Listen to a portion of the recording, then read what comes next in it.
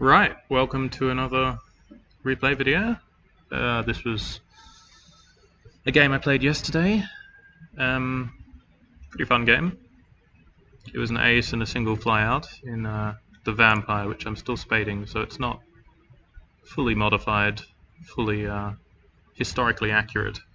So it performs a little bit worse than it would have had this been a spaded flyout. However, the game still went quite well, even if the outcome was pretty much out of my control. This is the second take of this video. The first one, in-game audio, was a lot louder than my voice, so that's essentially, brief look at the teams. We've got our team a lot of turboprops, premium turboprops, and also a premium jet, the F-89D. This does not bode well, because most of these people probably don't have much experience with the higher tiers of air realistic mode.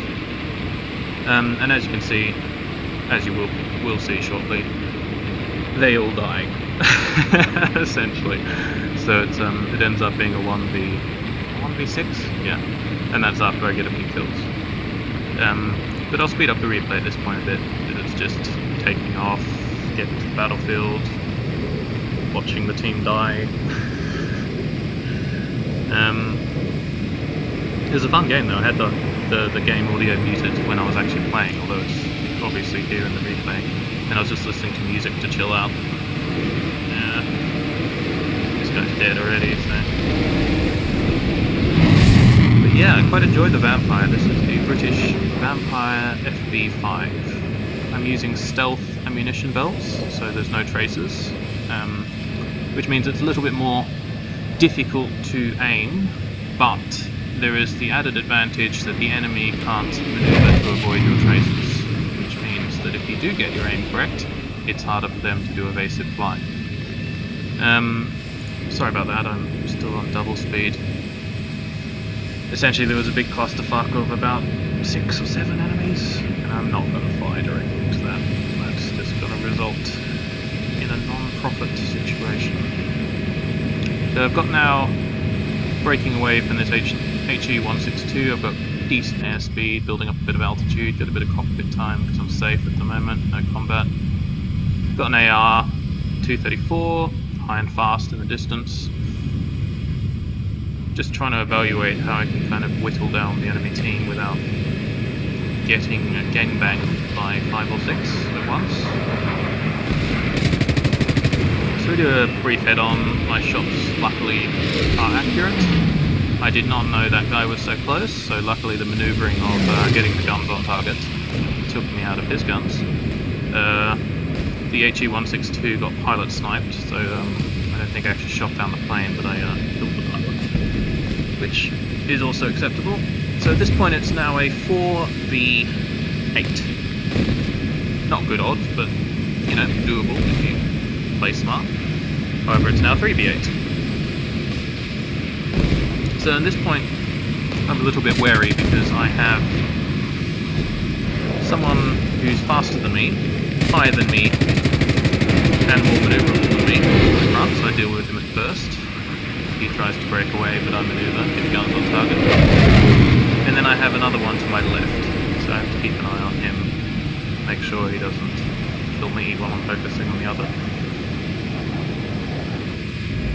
However, he's now put himself in a position where he is got someone in front of him and someone behind him, which is not something you should do if it's an 80-degree advantage.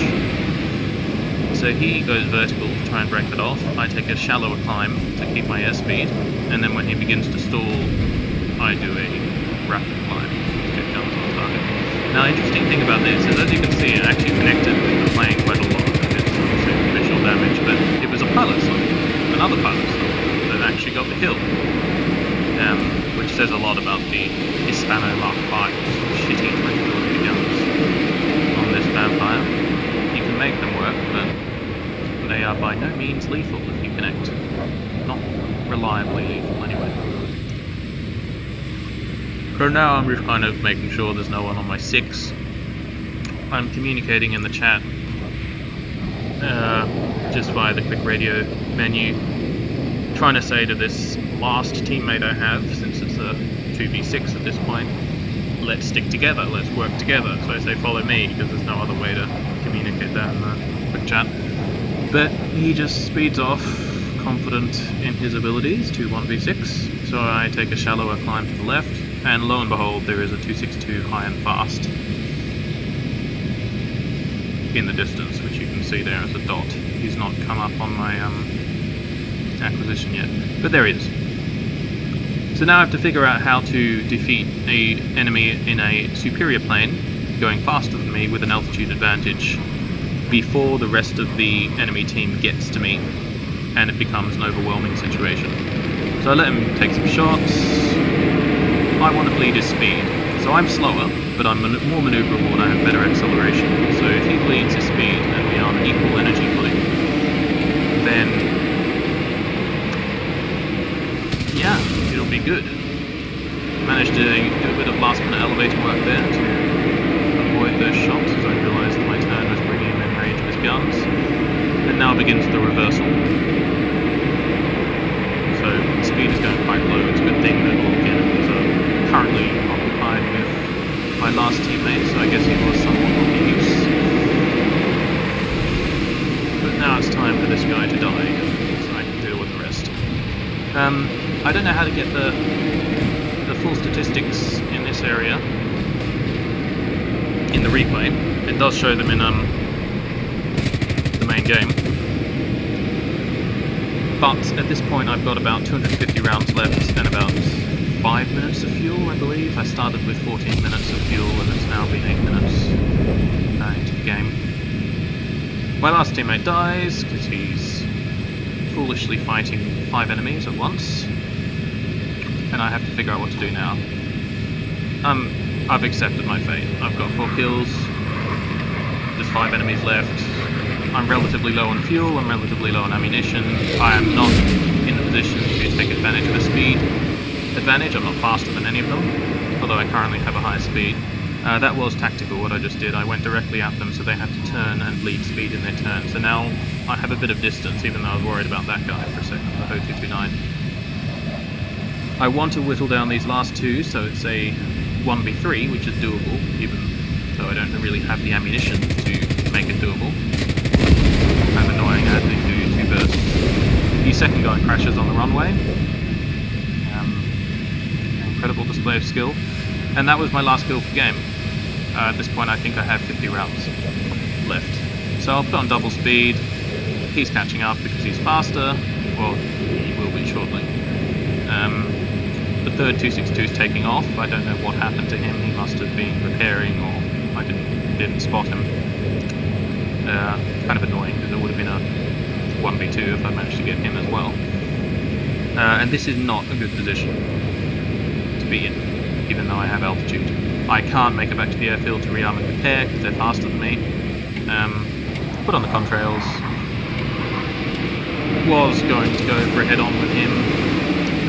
Sorry, it's still on double speed, but I managed to get a couple of hits and no damage. I now have an enemy on my 6 on my tail that has superior engines, a superior airframe, and I'm guessing a lot more ammunition and fuel. So I want to try and take this guy out, but he manages to maneuver head-on again. I am not going to go against 4 30mm and 2 20mm in head-on, in a plane made of wood. Get some hits on that. He gets some hits on me. Not critical damage to any important components. And at this point I'm dead. They're all behind me. I've lost my speed advantage. I'm out of ammunition. I've got like 20 rounds left. I don't know. They know I'm dead. I know I'm dead. It was a good game. Did a little woggle, the wing waggle. He's trying to do some long range shots. And I die. Now let's fast forward. Nothing interesting happens between now and then.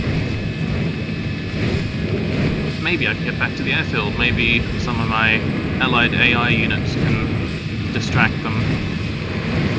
Don't give up, but no, there's no way. Maybe I can ram them. No, I die. Another day in War Thunder. Yeah, but strange enough, I actually quite enjoyed that game. It was relaxing, the music was good.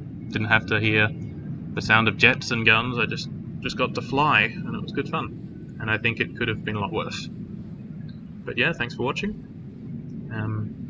See you in the next one.